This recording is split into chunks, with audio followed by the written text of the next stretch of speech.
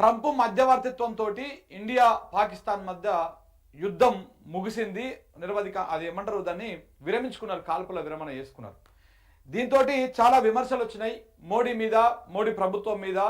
గెలుపు అంచున ఉన్నటువంటి భారత్ ఎందుకు కాల్పుల విరమణ చేసుకున్నది, పాకిస్తాన్ను చావదెబ్బ కొట్టడానికి, పాకిస్తాన్ను లొంగ తీసుకోవడానికి ఇంతకు మించినటువంటి తరుణం ఇంకొకటి ఉంటుందా అని చెప్పేసి కూడా చాలా వరకు విమర్శలు వచ్చినాయి. ఇటు దేశ ప్రజల నుంచి కూడా విమర్శలు వస్తూ ఉన్నాయి. రాజకీయ విశ్లేషకులు కావచ్చు, ఇటు విపక్షాలు కావచ్చు, వీళ్ళందరి నుంచి కూడా చాలా విమర్శలు వస్తూ ఉన్నాయి.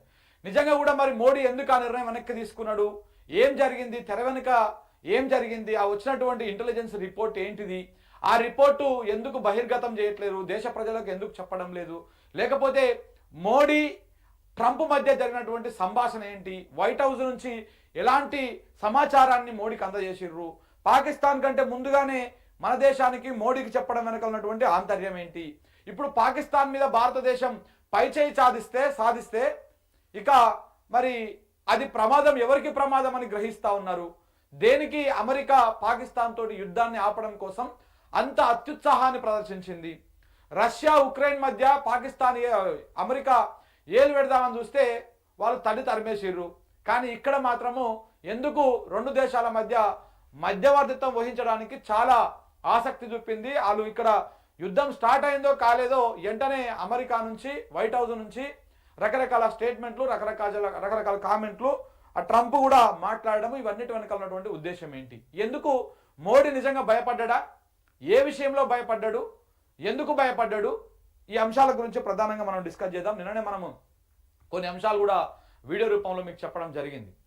CNN అనేటువంటి ఒక అంతర్జాతీయ మీడియా సంస్థ కొన్ని కథనాలను ప్రచారం చేసింది. ఆ ప్రచారం సంబంధించినటువంటి వాస్తవాలను కూడా మేము ముందుకు తీసుకురావడం జరిగింది మిత్రులారా. ఇప్పుడు అసలు మోడీ ఎందుకు భయపడ్డాడు, అమెరికాని ఎందుకు నమ్ముతున్నాడు, అమెరికా డబల్ గేమ్ను ఎందుకు అది చేస్తా ఉన్నాడు, ఎందుకు గ్రహించలేకపోతా ఉన్నాడు, దీని గురించి డిస్కస్ చేద్దాం ఒకసారి. అమెరికా డబల్ గేమ్ చేస్తా ఉంది, పాకిస్తాన్కి ఫుల్ సపోర్ట్ చేస్తా ఉన్నది. ప్రపంచ దేశాలు మొత్తం కూడా ఒకటి గుర్తుపెట్టుకోండి, ప్రపంచ దేశాలు మొత్తం కూడా పాక్కు ఎందుకు సపోర్ట్ చేస్తాయి అంటే, ఈ పాకిస్తాను ఉగ్రవాదులను, ఈ టెర్రరిస్టులు ఏమవుతున్నారో ఉగ్రవాదులను పెంచి పోషిస్తున్నటువంటి పాపపు దేశం, అది పాపపు దేశం. దీంతో దోస్తాను చేసేటువంటి ఏ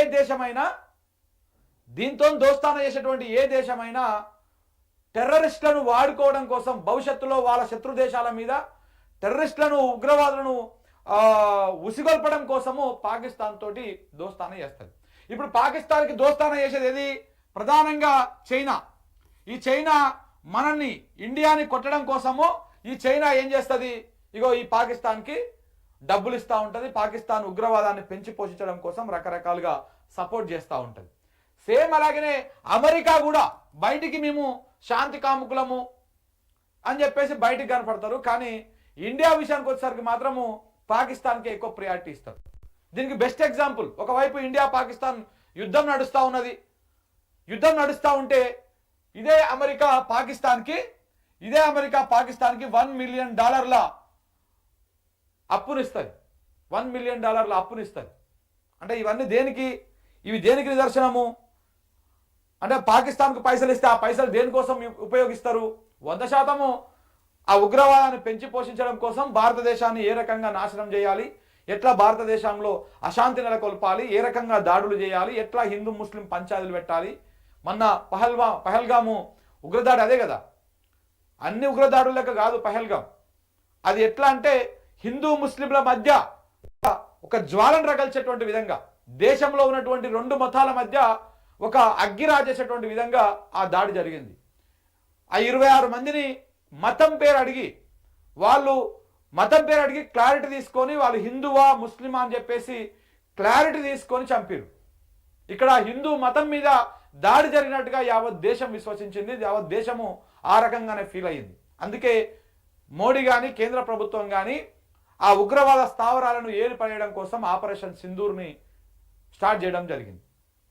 ఆ ఉగ్రవాదులకు ఊతమిస్తున్న ఉగ్రవాదులకు జనావాసాల మీద, మన గుళ్ళ మీద, మన గోపురాల మీద, మన ఎయిర్పోర్ట్ల మీద పాపపు పాకిస్తాన్ దాడి చేస్తూ ఉన్నది. ఆ పాకిస్తాన్కు అమెరికా, చైనా, మిగతా దేశాలు కూడా సపోర్ట్ చేస్తూ ఉన్నాయి, కొన్ని డైరెక్ట్గా, కొన్ని ఇండైరెక్ట్గా. చైనా నేరుగా సపోర్ట్ చేస్తూ ఉంది, యుద్ధ విమానాలు పంపించి, వెపన్స్ పంపించి, కొన్ని ఆయుధాలు పంపించి. మన అమెరికానేమో ఇట్లా భారత్ని తొక్కిపట్టి, భారత్ని యుద్ధానికి పోకుండా ఆపేసి పాకిస్తాన్కు మేలు చేస్తా ఉన్నది. ఈ విషయాన్ని ఎందుకు మోడీ గమనిస్తలేడు? మరి మోడీ ఎందుకు భయపడతా ఉన్నాడు? అమెరికా చెప్పినటువంటి మాటను ఎందుకు తలకాయ ఊపుతా ఉన్నాడు? గతంలో నెహ్రూ లెక్క, శాస్త్రి లెక్క, ఇందిరాగాంధీ లెక్క, వాజ్పేయి లెక్క, మన్మోహన్ సింగ్ లెక్క ఎందుకు అమెరికా మాటను తీసి పడేయడం లేదు? అమెరికా చెప్పిన దాన్ని ఎందుకు ఆయన అదైతా ఉన్నాడు? ఎక్కడ భయపడ్డాడు?